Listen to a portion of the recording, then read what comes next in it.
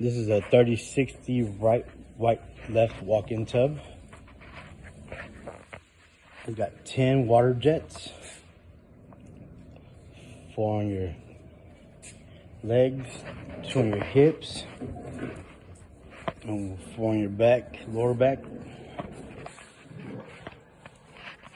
Now I took off the panel so you can see where the big panel goes. It's easy access to your motors. And the front panel I removed, so it's easy access for your faucet kit, which should be right in there. Every tub of ours comes with a 5-piece chrome set, faucet set. Again, this is a 3060 right, white, left walk-in tub.